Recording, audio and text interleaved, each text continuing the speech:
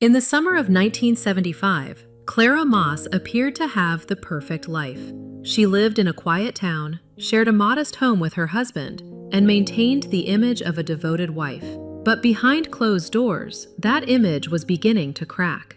Friends later described Clara as increasingly bitter and withdrawn. She felt ignored, overlooked, trapped in a marriage that no longer revolved around her.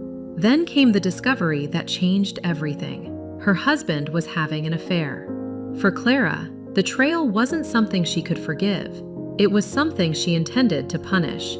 Investigators would later believe that Clara spent weeks planning her revenge. On a cold October evening, she confronted her husband and his lover at a secluded lakeside cabin. Neither survived the night. The murders shocked the community. But what happened next was even more disturbing. Rather than face suspicion herself, Clara quietly allowed investigators to focus on another man, a local mechanic who had crossed paths with the victims shortly before their deaths. The evidence was circumstantial. The case was weak. Yet the innocent man was arrested, charged, and publicly branded a killer. It appeared Clara had gotten away with the perfect crime. But secrets have a way of resurfacing. As time passed, several people began questioning the official story. Witness statements didn't line up. Timelines contradicted the prosecution's theory. More importantly, multiple individuals reported hearing Clara make disturbing comments about her husband's affair before the murders took place. Soon, whispers became accusations, and accusations became a new investigation. When authorities reopened the case, the spotlight shifted directly onto Clara Moss. She denied everything. At trial, Clara portrayed herself as a grieving widow who rumors and speculation had unfairly targeted. Her defense team argued there was no direct evidence tying her to the killings, and for a while, it seemed the strategy might work. Jurors appeared divided. The prosecution's case was hanging by a thread. Then, everything changed. A surprise witness stepped forward. Under oath, the witness revealed details that had never been made public. Details that only the real killer could have known. The testimony shattered Clara's defense. After deliberating, the jury returned a unanimous verdict. Guilty. 2 counts of first-degree murder. The woman who had spent years hiding behind lies and deception had finally been exposed. Clara Moss was sentenced to death. The death chamber at the old state penitentiary was only 40 feet from Clara's cell. 14 steps by the guards' count. Some inmates crawled. Some sang. At 5:47 p.m., a matron entered Clara's cell carrying a pair of electric clippers. The head went first. Clara sat cross-legged on her cot, her back straight, while her brown hair fell in clumps around her. No tears, no prayers. The matron later told a reporter, "It was like shaving a statue." Then they lifted her gray cotton dress. Her right leg, from ankle to above the knee, was lathered and scraped clean. The copper electrode needed direct contact. No hair, no cloth. Nothing between Clara Moss and 2,000 volts. The chair was oak, dark, shined like a piece of furniture you'd see in a bank lobby. 2 leather straps for the arms, 2 for the legs. A thick strap across the chest. And the headpiece, a wet sponge inside a leather skull cap, clamped over her crown. The executioner was anonymous. Some said he was a convict from another wing earning time off. Others said he was a traveling electrician from Baton Rouge. Clara didn't care. To the witnesses seated behind the thick glass, Clara Moss looked like stone. Her shaved head caught the harsh electric light. Her jaw was set. Her eyes were dry. She had refused her last meal. She had walked the last mile without a tremor. But here's what the witnesses didn't see. Here's what the official report doesn't record. They started with her wrists. The left one first. The leather was old, worn soft by a dozen condemned men and 2 women before her. The guard pulled it tight. Not cruel, just precise.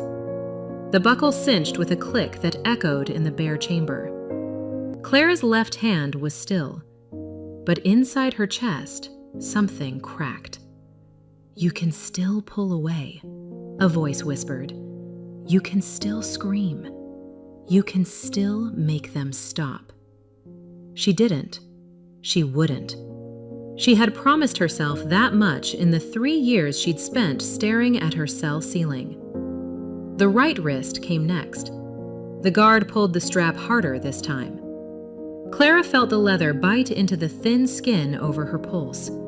Her heart was hammering now, a wild, trapped thing. But her face gave nothing. Then the chest strap. This one went across her sternum, just below her breasts. The guard threaded it through the iron frame of the chair and pulled. Clara felt her ribcage compress, not enough to hurt, enough to remind her that she could no longer take a full breath.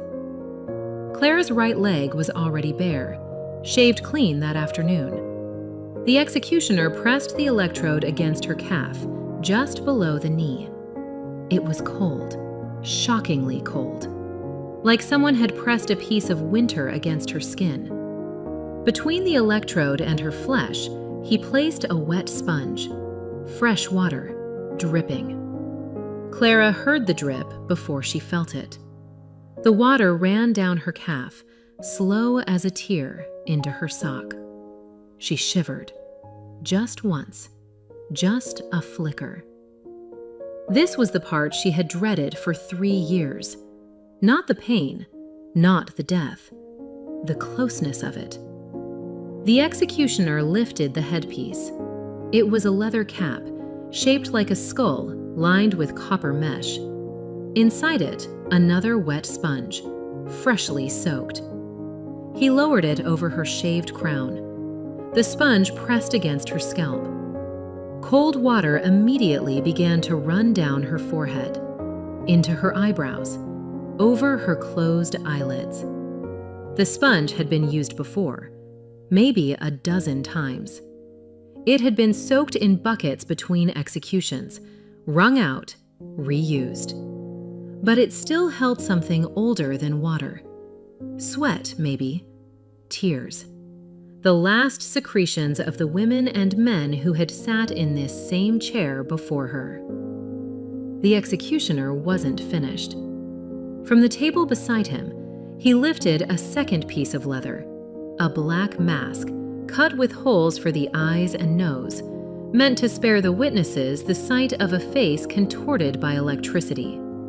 He stretched it across her face. The leather was stiff, cold. It smelled of oil and old sweat. The eye holes were too large. She could still see the priest, the warden, the witnesses leaning forward in their folding chairs. Then he buckled it behind the chair. The leather pressed her lips together, her jaw. The buckle clinked against the iron frame. Clara's breath came in short, sharp bursts now. The chest strap wouldn't let her lungs expand fully, and the mask made every inhale sound like a sob. The straps held. The warden looked at the clock. The governor's phone line was open. It was tradition. A last-minute commutation. A stay of execution. A miracle. Clara listened to the silence. The electricity hit her like a physical blow. Her entire body went rigid. Her back arched against the chest strap. Her fingers curled into claws. Her jaw, the mask muffling her, opened in a silent scream. She tasted copper now. Not salt. Copper. The electricity was burning the water on her skin, burning the sponge, burning her. The final surge. By now, Clara Moss was no longer in the chair. Not really.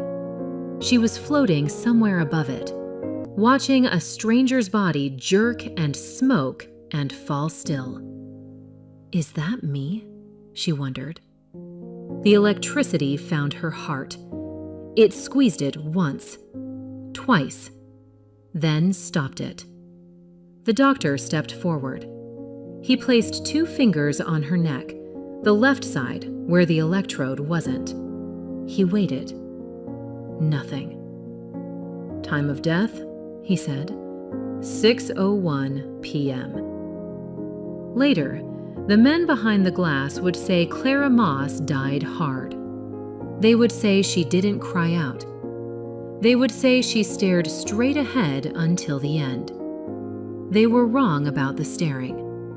In the last second of the first cycle, the moment the electricity seized her spine and her vision went white, Clara Moss saw Roy Bennett's face, and she smiled. The mask hid it. But some things don't need witnesses.